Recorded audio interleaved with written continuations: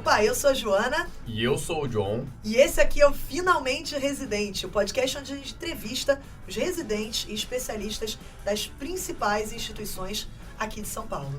E a ideia aqui é bem simples e clara. A gente vai mandar um papo reto pra você sobre o dia a dia da residência médica, o que é bom, o que é ruim, perrengue, quais são as histórias mais engraçadas. E a gente vai falar também sobre... carreira, não é não, John? Bora. Quais que são as possibilidades de trabalho, quanto que ganha um especialista daquela área, porque é isso que a gente quer saber no final do dia. É 20, é 50, é 100 mil reais? Então, cola aqui no episódio pra você descobrir. Bora? Bora! Fala, meu povo! Vamos hoje pra mais um Finalmente Residente. E aí, John? Hoje a gente vai trazer uma especialidade que eu quase fui, mas eu fiquei no meio do caminho, tá? Que é uma especialidade que tem uma grande relevância, principalmente com o aumento do número dos casos de câncer, e que todo residente de clínica, pelo menos uns 80% da minha turma... Mentira, 80% eu chutei alto aqui. Mas uma boa parte da minha turma acabou direcionando aí pro R3. A gente vai falar do quê? De oncologia. É sério? Essa galera toda pensou em fazer onco? Não, vai nos 4, 5 de 32. Não, mesmo assim, é um número bem considerável. Ele exagerou um pouquinho. A Gabi tá rindo aqui. Mas mesmo assim, é um número considerável. Era só uma introdução, Joana. Tá bom. Pelo amor de Deus. No fim das contas, ficaram 3. Então ficaram 3 no fim, né? É porque o John arregou, né? Quem aqui já acompanha a história do podcast já ouviu o drama. Se tem 2 arregão nesse mundo, sou eu e Joana. Caraca, foi arrastada, do nada. O John falou, vem, arrega comigo. É verdade, arreguei da neuro, né? Faz sentido. E aí, Gabi, seja muito bem-vinda aqui ao podcast. Se apresente, por favor. Obrigada pelo convite. Estou muito feliz de estar aqui com vocês. Então, eu sou Gabriela, mas podem chamar de Gabi. Eu sou natalense, fiz faculdade lá, na Federal do Rio Grande do Norte. Nem deu pra reparar. O sotaque já condena, né? Na primeira frase. Depois, fiquei 1 ano no Exército. Fui para residência de clínica na Unicamp, junto com o John. E Tadinha. depois, já emendei na Onco, aqui na USP, no ICESP. Estou terminando agora, daqui a 5 dias, 4, nem sei mais. A contagem regressiva. E é um prazer estar aqui com vocês para contar um pouquinho da minha experiência. Animal. Assim, sempre que entra alguém aqui no podcast e teve algum contato na residência na primeira temporada a gente falava muito do João, agora com o John, por favor, fale os podres. É pra isso que a gente vive. Sabe Não teve. o sticker Se do pode, tá galo? louca. Fofoca? Aceito. É isso. Tá John, louca. tadinho, ele já foi muito crucificado aqui, né, nos podcasts. Um pouquinho. Mas John... Assim, eu acho que uma coisa que ninguém nunca falou é que a gente fez as provas juntos, porque na época ele pensava em ser oncologista, né? Então Olha só.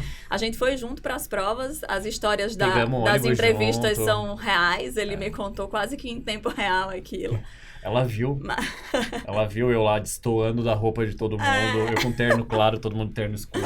É verdade. Eu dando a rata na banca do Círio, foi... Dando a rata. tipo, o que eu falei que tanto fazia fazer Círio Einstein, Ah, é eles verdade. tocaram pra fora. Mano. Gabi do céu. tava lá. É. Aí a Meu gente até se Jesus. falou antes, porque a minha Foi. entrevista foi antes, né, Foi, Gabi? foi. Eu falei, vixe. O conselho dele funcionou, porque eu acabei passando lá também. Primeiro Olha foi, né? só. Foi a primeira colocada. Lá no Círio eu Gabi fui abriu primeira. tudo. Brilhou demais. Eu quero saber, nesse podcast, até o final, a pergunta que eu tenho pra responder é... Eu quero que o John veja se ele se arrependeu ou não da escolha dele. É isso. Fica até o final que eu vou dizer. É isso. Mas... Eu acho que ele se arrependeu. Ele deveria Brincadeira. se arrepender, eu acho que o ponto é esse. Então, galera, quem tá ouvindo aqui o podcast, dessa vez vai ser um pouco diferente. A gente tá entrando um pouco nas subespecialidades agora. Vai ter, ou já teve cardio? Já. Não lembro se já teve, acho que já teve. E a gente já falou um pouco de geriatria, vamos falar de onco. Então, aos pouquinhos, a gente vai começar a entrar também um pouco nas subespecialidades, até porque a gente sabe que quem entra no acesso direto, muitas vezes já está pensando no pós. Ou então, para você que tem amigo, que tá na residência agora, na de clínica, daqui a pouco a gente entra nas outras subespecialidades, manda para eles. A gente tá começando com clínica, mas teremos próximos aí no futuro. Verdade.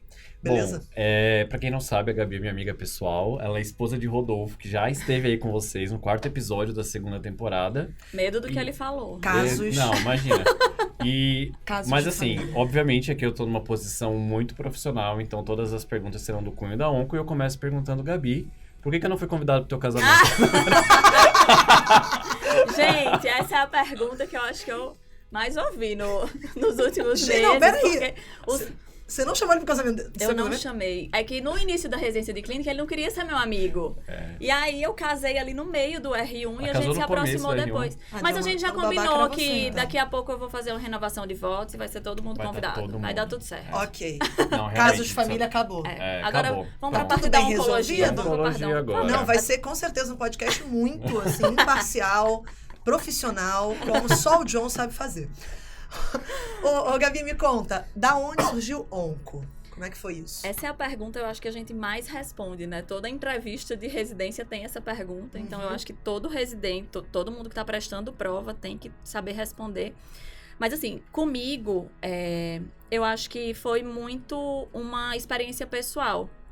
Antes de entrar na Onco, antes de entrar na faculdade, eu tive algumas experiências familiares, então eu tive uma tia que teve um câncer de mama super jovem. Depois do meu padrasto teve um câncer coloretal também muito jovem. E aí eu entrei na faculdade e inicialmente eu gostava muito de cirurgia. Entrei num estágio de clínica médica, um estágio extracurricular que a gente fazia lá no Hospital da Polícia e tinha muito paciente oncológico. Nesse período eu comecei a meio que perceber que eu gostava daquilo, apesar de não ter muita noção de como que as coisas aconteciam. Mas era uma especialidade muito assim, na faculdade a gente não tinha muito contato. Então, meu contato era basicamente esse, no estágio extracurricular. Mas eu comecei a gostar um pouco, assim, do cuidado ao paciente. A gente via muita parte de cuidados paliativos que eu gostava. E aí, eu saí da faculdade já com a cabeça de vou fazer clínica médica para fazer onco.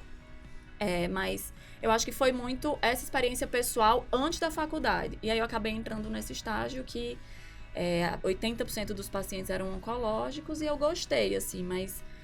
e eu também começava a ver que eu não me identificava com muitas outras. Eu brinco que eu falo, eu gostava de conviver com pacientes doentes de verdade. Então, algumas outras especialidades que lidam com doenças menos graves, digamos assim, sem tirar a importância delas, eu meio que já ia riscando ali da minha lista de especialidades e acabou sobrando onco. O Rodolfo, seu marido, é endócrino, né? É endócrino. Você riscou endócrino? Com certeza. Entendi, Nunca cogitei. Ele tentou me convencer. Não é convidado pro casamento que tu pode vir aqui separar de boa, tá? Ele tentou me convencer, mas não deu. Eu vi assim, estampado na tela, endócrino não. Endócrino Chapéu não. seletor? Endócrino não, endócrino Foi uma das não. primeiras a serem riscadas.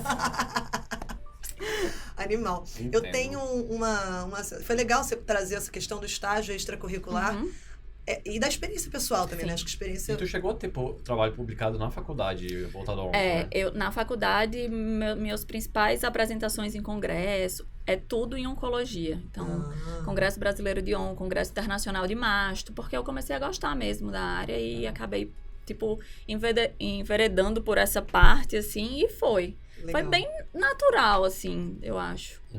Maneiro. E aí, John me interrompeu, eu tava perguntando do estágio extracurricular, só pensando que eu, na faculdade, tive muito pouco contato com onco. Assim, se algum, tinha na enfermaria de gastro, tinha um paciente com tumor, coloretal, internado e tal, mas rodar na onco, viver a rotina da onco não foi uma coisa, eu não sei se é normal, não sei se você teve essa sensação também, John, você não rodou muito. Na faculdade ou na residência? Na faculdade, na residência eu imagino que você tenha tido um pouco mais. Ah, sim, mas eu acho que é não relacionado ao universo da onco em si, entendeu? Muito distante, né? Muito. O que eu percebo hoje é que a gente meio que entra na onco, eu pelo menos, e acho que a maioria dos meus colegas, com uma cabeça, mas depois você vê o mundo que é. Porque é isso que você falou, na faculdade eu tive um estágio de oncologia, mas assim, você vê muito paciente cirúrgico, você não vive aquilo de quimioterapia, terapia-alvo, quem precisa, quem não precisa. E a gente tem uma visão muito do paciente internado, a gente não acompanha aquele paciente do ambulatório. Então, nesse estágio extracurricular que eu fiz, que eu tinha o maior contato, tinha um chefe que só fazia oncoemato, então tinha muito paciente oncológico. Até na própria clínica médica, eu acho, lá na Unicamp, a gente teve contato com a onco, mas foi muito curto. Tipo, a gente passava 2 semanas no ambulatório por um período X, então até acho que é importante o podcast para isso, porque muitas pessoas não têm muita noção de como que é, de como que é a residência, de como que é o campo de trabalho. Total. Legal, então. E me diz uma coisa, Gabi, eu lembro que a gente terminou a faculdade de clínica, a residência de clínica, acho que foi dia 28 de fevereiro, dia 1º você já estava aqui, começando no ICESP, que quem não conhece, né, é um instituto do Câncer do Estado Instituto de São Central- Paulo. Câncer, não, Não, Instituto do Câncer do Estado de São Paulo. Isso. Exato. Que é o Hospital de Oncologia da USP, né? Então, a gente faz a prova de residência, que é a prova da USP, e os residentes de oncologia são direcionados para o ICESP. Quando a gente fez a prova de residência, no dia da entrevista, já tinha lá. Se preparem para o dia 1º de março, vocês vão começar a residência, porque 1º de março era a sexta-feira que antecedia o carnaval. No sábado verdade. era carnaval, no Aham. ano que a gente fez. Então, eu saí de Campinas dia 28 de manhã, vim para São Paulo, no dia seguinte eu estava no ICESP e já comecei lá pulando no bloco do ICESP no meio do carnaval. Ei, delícia. Assim, foi meio assustador no início, mas hoje eu tenho certeza que valeu demais a pena. Como é que foi esse início? O que foi desafiador? O que era... Como eu falei, difícil? assim, a gente não tem muita noção Aham. da oncologia. Eu sabia que eu queria onco, eu tinha, né, sabia mais ou menos o que era, mas a gente brinca que ali os primeiros meses são meio que uma alfabetização, porque você pega um prontuário e você começa a ver um monte de sigla que você não faz ideia do que significa, um monte de remédio que você não sabe como age, nem o que causa, e você tem que compreender aquilo e entender por que o paciente está internado. Então, o ICESP é muito grande, né? A gente tem, em média, 150, 180 pacientes internados da oncologia clínica, tirando os pacientes da cirurgia, Ai, das amém. outras especialidades. Então, é um volume muito grande de pacientes sem entender tudo ali, aprender, entender, cuidar do paciente. Acaba que, inicialmente, é uma rotina muito desgastante nesse sentido. E aí, depois você pega o jeito e vai.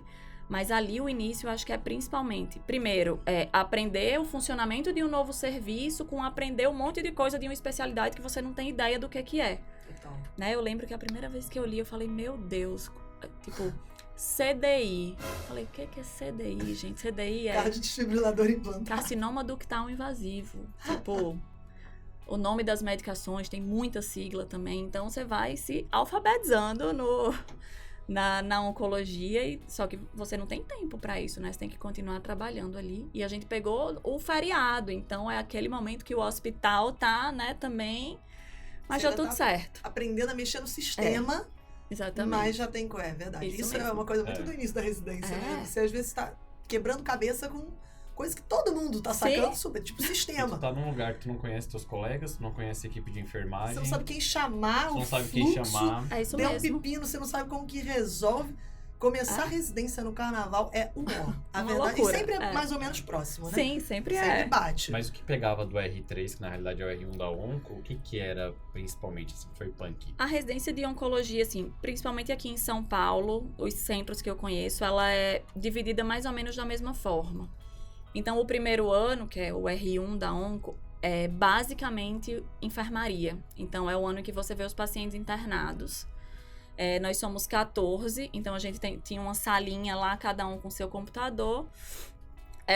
Os pacientes eram divididos por grupos, então pacientes com tumores do TGI, pulmão, cabeça e pescoço, e você ia rodando por esses grupos.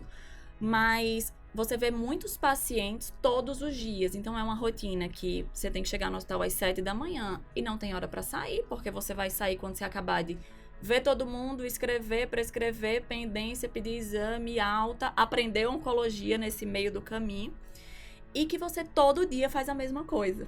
Então, no final, você começa a ver, você começa a ficar meio angustiado, porque parece estar enxugando gelo. Então, tem paciente que fica 40 dias internado e você não consegue dar alta. É uma rotina muito puxada, por conta dessa rotina da semana. Então, em geral, você chega às 7 ou próximo das 7 e vai embora depois das 7. No meio do caminho tem aula, porque a gente tem um programa teórico que tem aulas terças, quartas e quintas. Então, ali tem as aulas, as reuniões. E tem os finais de semana. Então, no meu R1 de onco, eu trabalhei com certeza mais da metade dos finais de semana do ano. Tinha mês que eu trabalhava 3 e ficava em casa 1. Então, acaba sendo uma rotina exaustiva por conta disso. E o outro ponto os pacientes que estão internados, em geral, são os pacientes mais frágeis, com complicações, os pacientes em fase final de vida. Então, acaba que você vê uma parte muito triste da oncologia também. É muito óbito, é muita reunião familiar para definir cuidados paliativos. E isso também dá o desgaste emocional. Então, você junta o desgaste físico com o desgaste emocional, com a sensação de que você não está conseguindo aprender nem dar conta daquilo.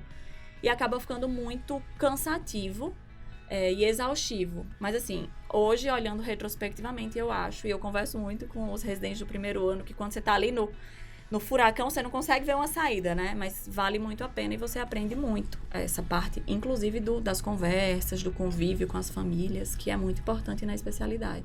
É uma especialidade muito humana, né? Muito, assim. Acho que isso é uma das partes mais bonitas da onco. Pra quem olha de longe, tipo eu que não conheço tanto, isso é bem bacana. E como é que é dividido, assim, em termos de estrutura da residência? Tá. R3, R4, R5? Porque isso é o primeiro ponto também, né? Sim. São 3 anos, eu te perguntei mais cedo. Só deixa eu até explicar pra quem tá ouvindo.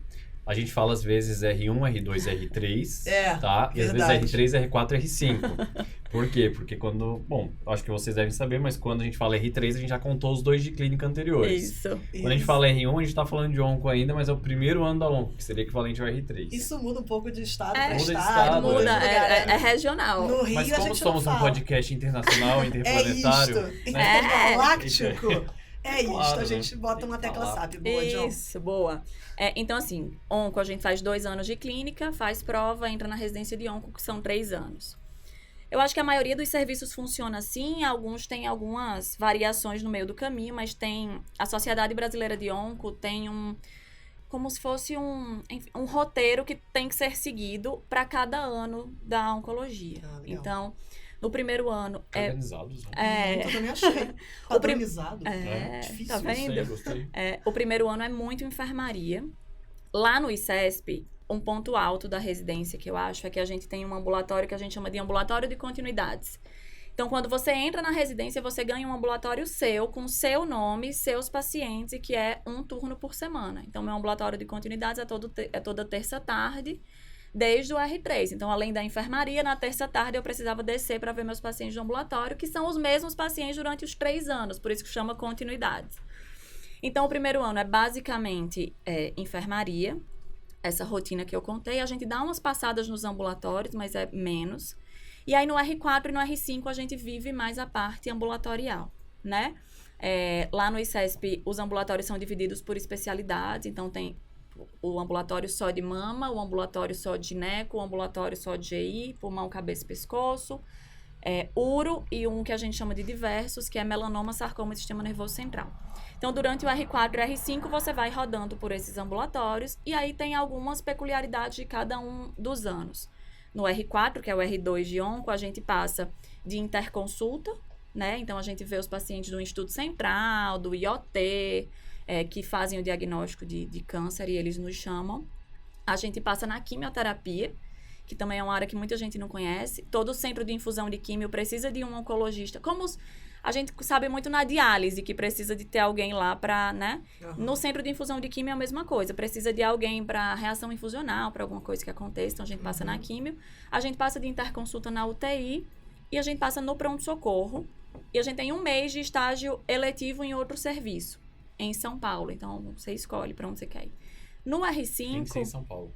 No R4 é em São Paulo. No R5, a gente tem 2 meses de eletivo. Um que eles pedem para ser em São Paulo e um eletivo que pode ser externo, inclusive fora do Brasil. A minha turma teve um pequeno azar com o Covid, então ninguém conseguiu ir para fora do Brasil. E aí, além disso, a gente participa das reuniões multidisciplinares. No ICESP tem reunião... que por exemplo, tem uma reunião da gineco, que vai a oncologia, ginecologia, radioterapia e assim todas as especialidades. Então, o R5 é o responsável por levar os casos para discussão. E a gente passa meio que de chefe na enfermaria com os R3 discutindo casos. Uhum. Então, costuma ser uma rotina muito mais leve, porque, é ambulatório, então você consegue ter um pouco mais de rotina. E, além de tudo isso, tem uns turnos destinados à pesquisa. Então, no R4, a gente tem 1 turno por semana para pesquisa, que aí você resolve o que você quer fazer. E no R5 são 2 turnos para pesquisa.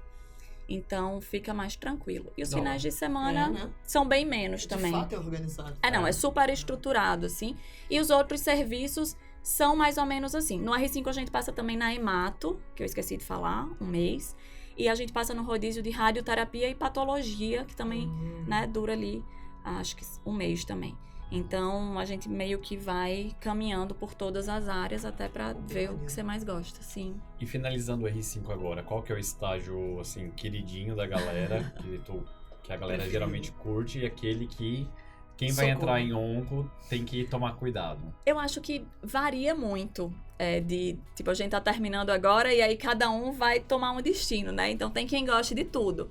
Eu, particularmente, gosto muito de mama, adoro mama, gosto bastante de uro e gosto de GI também. Ai, Gabi, o que é que você não gosta? Se você pudesse, não faria.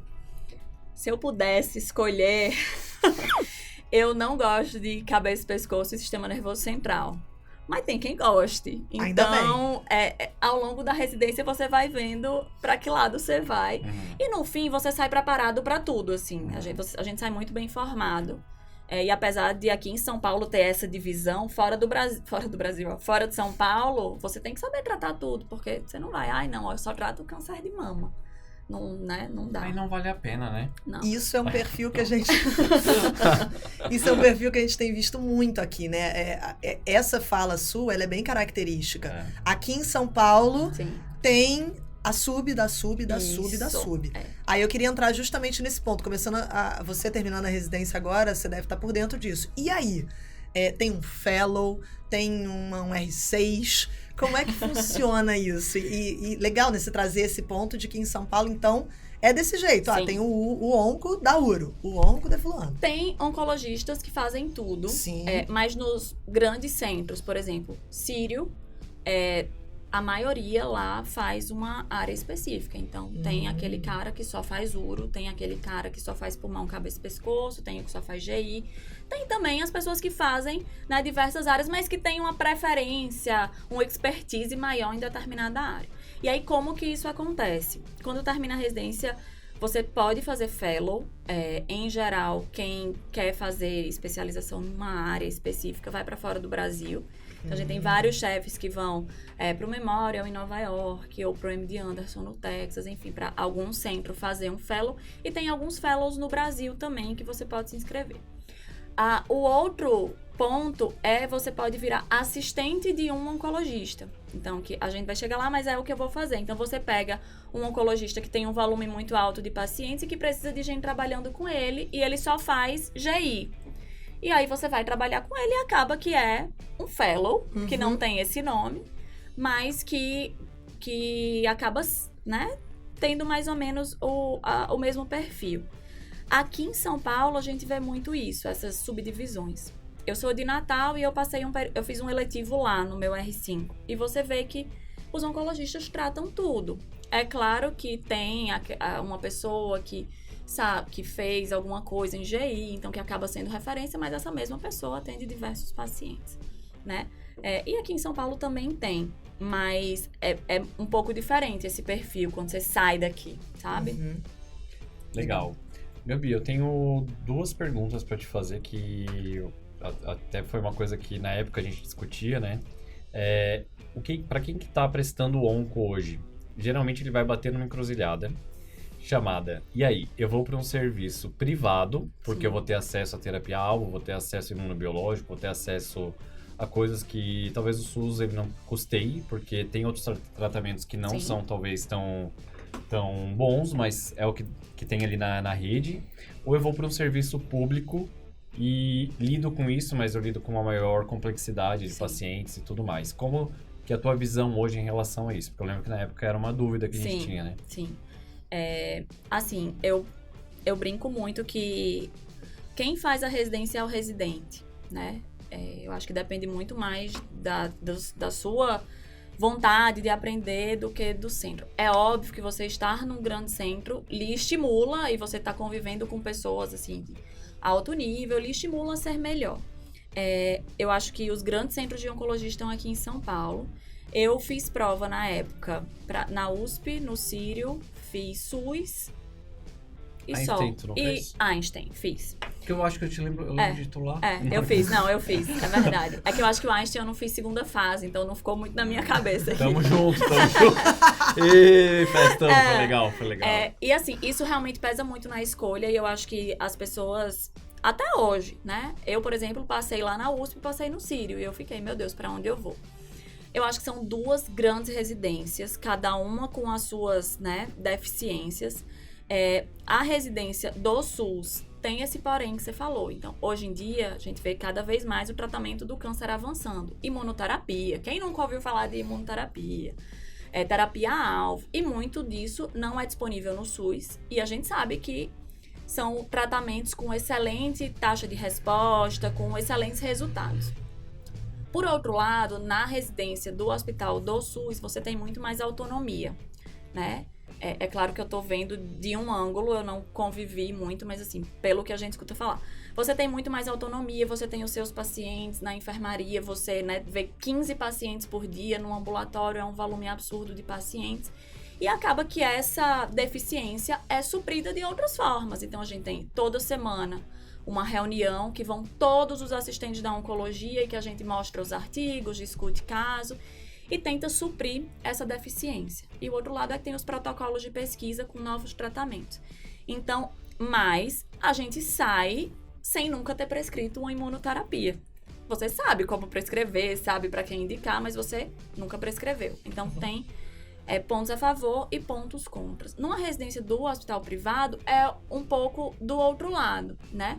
Você vê pacientes fazendo tratamentos de ponta, com excelentes resultados, mas você tem um pouco menos de autonomia, um pouco menos de volume de paciente, e aí você tem que suprir também, estudando mais, com reunião multidisciplinar. Acaba que eu acho que é o perfil do residente. Eu não me arrependo da escolha que eu fiz, apesar dessas deficiências. Eu acho que foi uma escolha minha, mas pelo meu perfil. Mas eu também sei de gente que escolheu, que passou no ICESP, passou numa residência do público e foi para outro serviço que também está super satisfeito e vai sair muito bem formado, um excelente oncologista. Tá meio que uma balança, nenhum é perfeito, mas a gente tenta suprir essas deficiências de outras formas, né, com o que a gente não tem. E você vai ter que correr atrás, exatamente. Que seja na prática, aprendendo ali Exatamente. No dia a dia. Na como raça. que vai. Exatamente. Muita coisa. Assim, nenhuma residência novidade pra vocês, galera. Nenhuma residência é 100% vai te completa. entregar 100% tudo Até que porque são só 3 anos. Apesar de ser muito tempo. Graças a Deus, né? Porque mais um ano, meu Deus do céu. Mas 3 anos eternos? Talvez. Mas eu acho que é necessário. A gente fala, nossa, 3 anos. Eu acho que pra onco precisa. A gente entra com muito pouca base. Então você tem que construir muito em 3 anos. É uma das poucas especialidades clínicas de 3 anos, né? Eu acho que é a única, Se não a única, eu tô pensando a mesma coisa. Clínica, eu acho que é a única. Não sei. Rapaz. Acho que é a única. Aí, bom também pra galera. É porque cardio as pessoas fazem 2 anos e depois fazem as subs, né? Depois faz mais uns 15, e não acaba nunca. Mas se você contar o tempo de residência mesmo, eu acho que onco é a única que são 3 anos. Nossa, é verdade. Né? Se a gente for... bom ponto. Se a gente for estratificando, você vai fazer gastro e depois você faz endoscopia e depois você faz hepato. Então, também tem esses pontos, mas... Animal. Assim. Ô, Gabi, deixa eu te perguntar. Tem 2 perguntas, na real, que eu queria fazer. Vou deixar isso aqui pra você, John, mas depois eu pergunto uma... Eu quero fazer uma primeiro. Tá. Que você falou que a sua visão sobre a onco mudou muito. Acho que você tinha, e eu também tenho, essa impressão de que morre muita gente e é uma especialidade triste, sombria. Isso emenda na pergunta que a gente sempre faz do paciente que marcou, assim, se teve alguma coisa. Sim. Mas eu queria antes entender o que mudou nessa sua visão fazendo a onco. Mudou alguma coisa ou não? De fato, é uma especialidade triste e as pessoas não são felizes. Como é que é? Você tá me parecendo bem alegre, bem feliz, com a pele boa. Pode ficar tranquila. Botox. Os amigos dermatos. É brincadeira. Não, assim, eu acho que muda muito. Na faculdade e na residência de clínica, a gente vê muito paciente oncológico internado. Assim como no R3. Então, no R3 você tem uma especialidade muito infeliz. Teve dia, sem exagero, deu assinar 5 declarações de óbito num dia. Então, você fala, caraca, o que tá acontecendo aqui? Mas quando você para estudar e ver a vida real do oncologista, você vê que os tratamentos têm avançado muito nos últimos anos. A gente estava até comentando aqui. Todo mundo pode abrir o New England numa quarta-feira à noite e vai ter um artigo de oncologia. É verdade. Porque é muita coisa nova. Então, você tem que gostar de estudar, porque o que você aprendeu semana passada, às vezes, não está mais certo. E aí, a gente começa a ver os pacientes ambulatoriais, né? Que são aqueles pacientes que estão bem, que estão tratando um câncer de mama metastático há 5 anos, há 6 anos. E você fala, poxa, achava que quando chegava na sala de emergência lá da Unicamp, um paciente com um câncer metastático, ele deveria ser paliado. E você vê que não é bem assim. Que os pacientes com câncer metastático têm um prognóstico, conseguem viver bem a vida. É claro que tem alguns que vão ter um desfecho desfavorável, mas eu arriscaria dizer que atualmente a oncologia é uma especialidade 80% ambulatorial. Um oncologista que faz consultório fora, ele tem poucos pacientes internados, né? Então, a taxa de cura é muito alta. Então, você dá alta para um paciente dizendo, acabou, você está curado. Então, é muito legal, né? Muito bacana.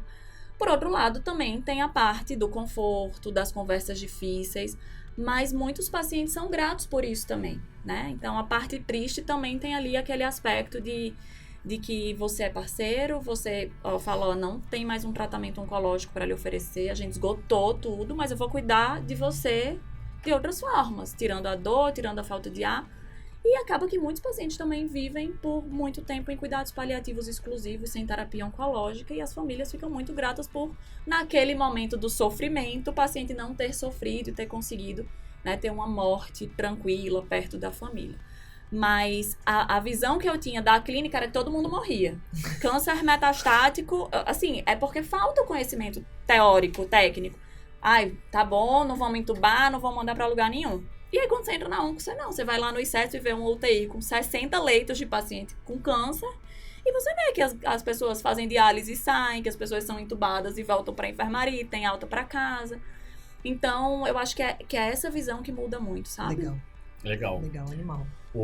Até antes de tu falar do paciente que mais te marcou, a segunda pergunta que eu ia te fazer, não sei se tu lembra, mas quando a gente tava na entrevista do Círio, no anfiteatro, acho que eles fizeram uma apresentação pra gente, o primeiro slide era: a cada 5 anos, 50% do conhecimento em medicina se renova, e da oncologia é muito mais do que isso, assim.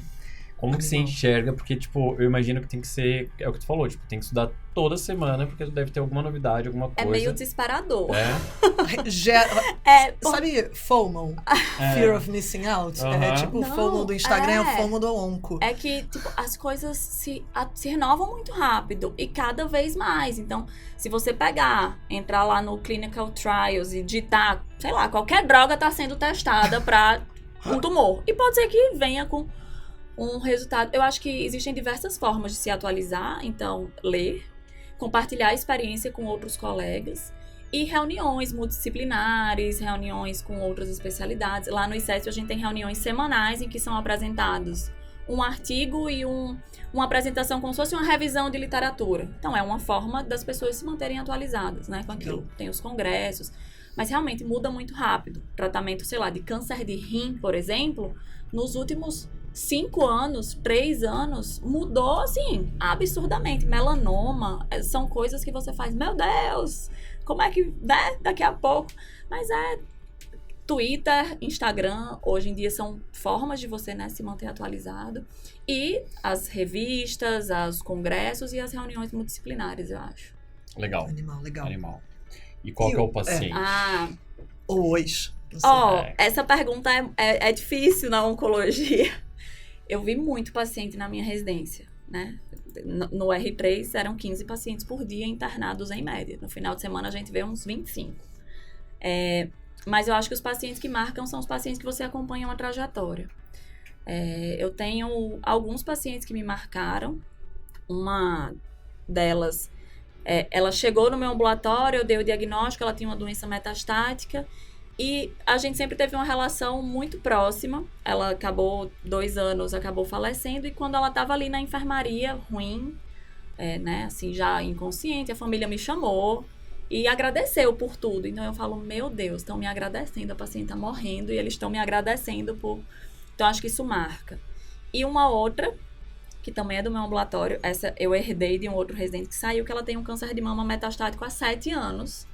e a gente tá lá, né? Ela fez uma compressão medular, parou de andar, reabilitou, voltou a andar. Ela chegou no meu ambulatório e disse, doutora, tem uma surpresa pra você. Levantou da cadeira de rodas. Eu falei, nossa, como assim? Ela, então, são dois pontos muito distintos, né? Mas essa paciente em especial, ontem foi meu último dia de ambulatório lá no ICESP, e eu falei pra ela, ó, a partir do mês que vem não vai ser mais ela. Nossa, ela chorou e agradeceu. E aí você vê, assim, né, que os pacientes têm qualidade de vida mesmo com a doença metastática. E é bizarro porque ela vai pra casa com um impacto muito grande, certo, né? Tipo, putz, é o lance de vincular a esperança dentro de uma relação de confiança que tu tem que ter um oncologista. É bizarro isso. A oncologia é uma especialidade muito de confiança. Eu brinco que quando o paciente tem câncer e está fazendo o tratamento, sei lá, se um endócrino prescrever um remédio para tireoide, ele vai ligar e perguntar, eu posso tomar? Tá certo mesmo? Tipo, o meu conhecimento de endócrino é muito pequeno. Rodolfo, o que é que eu faço? Mas o paciente vai ligar pra você, né? Então, você tem que ter esse feeling aí de... Você é o dono do paciente. Isso é muito legal, né? Esse papo... Eu tô filosofando aqui, né? Tá bem filosófico esse podcast. A gente tá até mais quieto. A gente tá reflexivo. Porque você para pra pensar de qual é o papel do médico e... Isso, né? Acho que a onco deve ensinar muito. Super. Sobre vida. Sobre o que é viver bem. O que é viver com qualidade. A experiência de você poder compartilhar experiências de vida com várias outras pessoas de diversas religiões, diversas raças, diversas idades. Eu tenho um paciente que é mais novo que eu, sem querer condenar a idade, mas eu tenho um paciente que eu falo, meu Deus, era para ser proibido um oncologista atender paciente mais jovem que ele, porque dá uma deprimida, assim. Então, você, né, se reconstrói até como pessoa, né? Eu sou muito religiosa, então eu pego muito isso da religião com os pacientes. É claro que eu respeito todos, mas a gente constrói um caráter baseado nisso, em convivência, em vivência com outras pessoas. Animal. Caraca, Gabi. Boa. Animal. E de vida, assim, você tá acabando agora. Vamos falar da parte boa. Nossa, não, eu tô impactada aqui no podcast. A gente tá quietinho, né? Tipo, olha só. Mas eu sou séria. Então, mesmo. Você é séria mesmo? Eu acho ela que é séria, eu sou. João? Ela é séria. Ela era uma das melhores residentes que a gente tinha. Peraí, seriedade não quer dizer melhor residente. É porque ela é séria. Joana, tu entendeu o que eu falei aqui, velho? No hospital, né? Entendi. A gente finge uma postura. Entendi. Exato. Chega lá, pá. Foco. Aí no barzinho? Aí então, a gente pula essa parte. Aí é outra coisa, né? Aí é outra Gabi, né? Na festa de casamento, né, Gabi? Deve ter sido bem legal. Que pena que o John não foi. Quem sabe na próxima. Caraca, depois na eu que tô formatura de agorando... onco ele foi. Então eu já ganhei meio perdão. Eu que tava agorando o casamento. Perdoada, gente. O John falou na próxima. Tá bom. Na próxima renovação de volta. Tá bom, entendi, foi isso. Ô, Gabi. E da vida, assim, você é de Natal, você pretende voltar? Sim. Eu acho que quando você está terminando a residência, a primeira pergunta que você tem que se fazer para resolver para onde você vai você quer continuar em São Paulo, você quer voltar para sua cidade? Isso foi um conflito muito grande na minha cabeça, porque eu sempre quis voltar para Natal. Eu e Rodolfo, a gente tinha isso muito claro, né? Na verdade, quando a gente veio para Campinas, a gente falou, nossa, São Paulo, vamos ficar aqui. Aí depois eu parei, pensei e falei, não, acho que não. Eu acho que a gente quer voltar para Natal. Porque a gente não tem família aqui, então a parte... daqui a alguns anos, ter filho, essa parte fica um pouco mais complicada. E aí, eu ficava pensando, mas eu volto agora ou eu fico um pouco mais? E essa pergunta, ninguém sabe a resposta certa. Eu optei por ficar mais um pouco, mas a longo prazo eu pretendo voltar para Natal. Penso em ano que vem, mas o futuro a Deus pertence, né? Mas a princípio eu vou ficar mais esse ano aqui e vou voltar. E você acha que é super possível? Sim, com certeza. Eu tenho alguns amigos que estão terminando a residência agora que vão voltar. Então tem um amigo que vai voltar para Curitiba, tem uma que vai para Aracaju. É claro que é um pouco difícil de você se reinserir, assim. Principalmente eu tô fora há 5 anos. Mas aí eu tento manter contato com o pessoal lá. Então fiz meu eletivo, dei meu contato, mando mensagem e tal. Quando vou em Natal, dou um oi, figurinha, sumida. Bom dia, boa segunda. Isso. Tô aqui. Então agora, quando eu formei, uma das chefes lá me mandou mensagem. Oi, Gabi, vi que você tá terminando a residência. Você vai voltar, a gente gostaria que você trabalhasse com a gente. E aí eu falei, então, ano que vem, a gente conversa de novo. Mas é possível. Você tem que reaprender um pouco, porque eu brinco que aqui em São Paulo a gente tem tudo quando a gente quer, né? Sim. E quando você vai para um centro menor, não. Então, lá no ICESP, que é um hospital do SUS, a gente pede a interconsulta da radioterapia. No outro dia o paciente começa a fazer. Você pede uma biópsia guiada por tomografia. Às vezes no mesmo dia o paciente faz. Legal. Quando você vai para uma cidade menor, mesmo no privado, essas facilidades às vezes não existem. Então você tem um pouco de dificuldade ali, mas vai, né? Eu acho que quem é bem informado consegue, sim, ir para qualquer lugar. Legal. Animal. Isso é uma coisa que também tá virando regra, né? Porque, de uma forma geral, a gente pergunta pros convidados a respeito de networking e tudo mais. Isso não parece ser um fator, desde que tu seja uma pessoa bem informada e que... E bem articulada, né? Eu acho que, Sim. tipo, eu brinco que... Soft skill. Um bom médico, ele não pode ter só bom conhecimento teórico. Ele tem que saber se Exatamente. relacionar com outras Total. pessoas, ele tem que Exato. saber ter uma relação boa com o paciente. Às vezes isso conta mais pro paciente, né? Do que, ele se formou na USP, tem um doutorado não sei aonde. Às vezes o paciente nem vai atrás disso. É claro total. que, né, o seu coração fica tranquilo por você saber disso.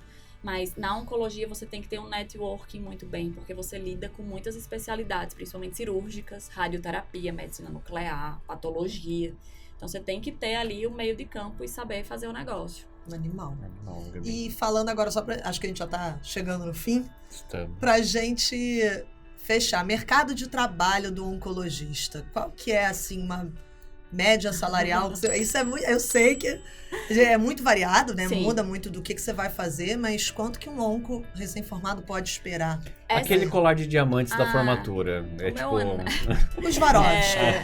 Essa é uma visão que eu não tinha muito na residência de clínica e antes de entrar na oncologia, que é o leque extenso de lugares que você pode atuar. Boa. Então, você pode ser um médico puramente assistencialista, que vai fazer consultório. Você pode ser o cara que vai fazer pesquisa. Você pode ser aquele que vai para a indústria. Você pode ir para o fellow.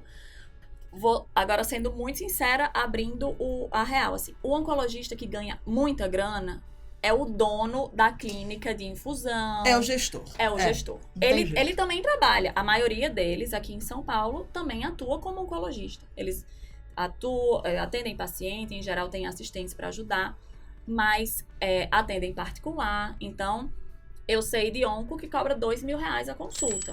E, além disso, ele ganha o percentual da químio que ele prescreve, porque o oncologista, além da consulta, ele ganha um percentual do tratamento.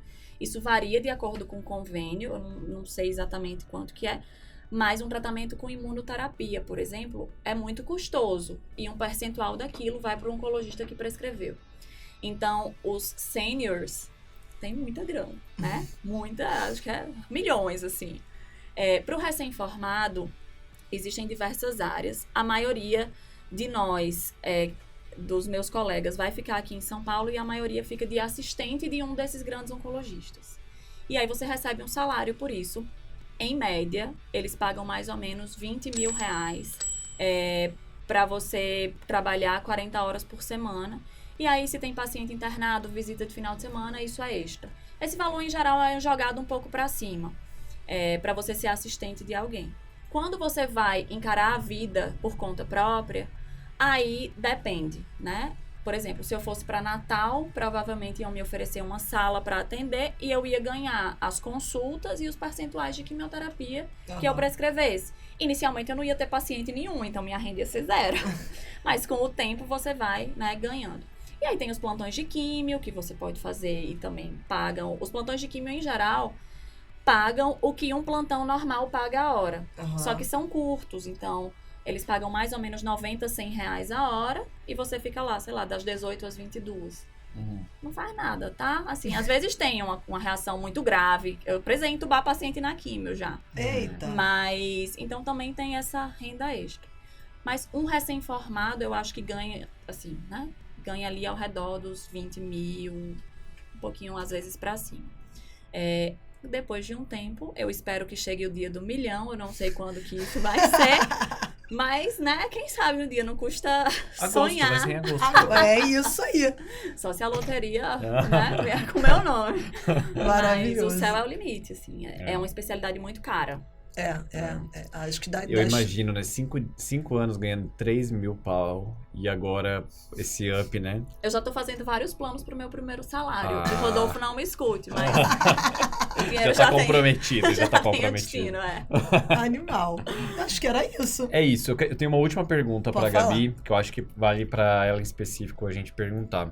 Gabi, ela sempre foi... Eu sempre gostei muito da tua postura como residente, assim. Obrigada. Então, queria que tu mandasse uma mensagem até pra galera que tá aí entrando, tanto na onco quanto na clínica, ou qualquer tipo de residência, assim. Coisas que são importantes de habilidades, Pra um de soft residente. skill para um residente. Eu acho que eu falei um pouco disso ao longo do podcast, né? Que é você ter uma boa relação com seus colegas e com os demais profissionais de saúde. Então, eu sempre me relacionei muito bem, assim. Você saber que ninguém é perfeito, que ninguém vai ser igual a você e pensar igual a você. Na onco, a gente tem um convívio muito intenso. São 14 pessoas dentro de uma salinha, mais de 12 horas por dia. Então, você saber respeitar as diferenças, ter uma boa relação com a equipe não médica, a equipe multidisciplinar, mas o que eu acho mais importante é aprender com o paciente. Eu sempre fui aquela pessoa muito de estudar o meu paciente, pegar a doença que ele tem, estudar, ver onde que eu posso ajudar, e assim acaba que você vai construindo conhecimento. É óbvio que você não vai fazer só isso, mas eu acho que o principal conselho, assim, que eu dou é porque tem especialidade que não vai ter muito contato com o paciente, né? Mas as especialidades clínicas que, né, eu acho que pegue o seu paciente e destrinche ele, aprenda ali, como é na vida real, porque às vezes você pega um livro, vai paciente e é tudo diferente. Então, acho que é isso, associado a uma boa relação, porque bons médicos não se fazem só com muita teoria, acho que a prática vale muito. E levar de maneira leve, né? Eu tenho um amigo da residência que, só pra gente finalizar, se ele ouvir um dia, ele vai saber que é ele, mas ele falava assim, quando a gente começava a reclamar no R3, no R1 de onco, ele fazia, olha, tem 2 opções. Você pode reclamar e fazer, ou você pode só fazer, você vai gastar menos energia. Então, eu sugiro que você vá lá e faça e não reclame. Certíssimo. Então, acaba que lidar de forma leve, a rotina fica mais tranquila, você consegue aprender mais, descansar. Acho que é isso. Animal. Gostei. Achei. Animal. Sabia que achei essa pergunta ia ser sabedoria. boa. Foi uma Ah. boa pergunta, achei sábia. Gabi, foi um prazer imenso ter você aqui Prazer com a foi gente. Acho que deu pra entender muito, não só da onco, mas acho que foi um podcast que vai levar algumas coisas pra minha vida e pra quem tá ouvindo Ai, que também. bom. Te juro. E então, obrigada. Foi um prazer. Bem que o John falava que você era Ó, maneiro. tá vendo? Tá falava que ela era Chamem maneira, mais uai. vezes. Tá Eu tranquilo. venho. Gabi, No obrigado consultório demais. eu não quero ver ninguém, tá? Só aqui. Pelo amor de Deus, Por né? favor. Vamos ficar de boa. É. Tô de boa aqui. Mas o prazer foi meu. Gabi, Obrigada obrigado mesmo. demais. O Rodolfo também tinha falado de você no episódio, Ah. tá? Mas ele falou bem. Foi Eu bem, vou foi ouvir. bem. Eu vi que o episódio saiu a semana, eu não ouvi ainda, Pode porque eu não tive ouvir. tempo. Mas Não, ele qualquer falou coisa bem. a gente se resolve em casa, ele dorme no sofá uma semana. Recomendo Tá tudo... tu, antes de voltar pra casa, vai ouvindo o podcast. Vou até colocar aqui no podcast. Pra quem não lembra, eu vou colocar aqui no podcast pra galera ouvir. Rodolfo, conta a experiência pra gente do que é ter como dupla a tua esposa. Eu queria muito saber isso. Isso é real? Opa, com certeza. Conta aí, cara. Como é que foi essa experiência? Então, tem a vantagem e tem a desvantagem. A desvantagem, você não consegue quebrar a mão, né? Igual a John. Não tem nem aquele jeito. Não, se bem que é complicado. Imagina, pô, o cara quebra a mão em cima da própria esposa, chega em casa à noite. sofá. Vixe, Gabi, é retada. Não, acaba o casamento na hora, né? Não tem nem pra correr. Mas imagina que ela possa quebrar a mão em cima de você, né? Ou ela já tenha quebrado a mão em cima de você. Cara, mas ela é tão boazinha que ela não faz isso. Ela é muito certa. E quais as desvantagens? desvantagens? assim- Peraí, vamos explorar isso daí. É. Conta mais. vantagem? Qual é a vantagem? A que a gente quer desvantagem eu saber. consigo pensar várias. Não, a vantagem é a parceria, né? Que você acaba aprendendo um pouco mais também. Assim, quando eu tinha dificuldade, assim, a gente é muito parceiro, né? Estamos em áreas diferentes agora, mas no momento de dificuldade, assim, a gente sempre se ajudava.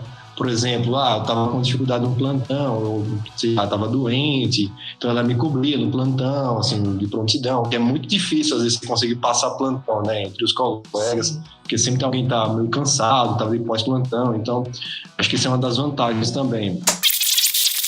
Eu espero que ele tenha falado bem mesmo, porque na clínica eu trabalhei mais que ele. Eu levava ele nas costas.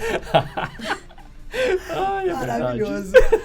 Galera, foi isso. Chegamos ao final de mais um episódio do Finalmente Residente.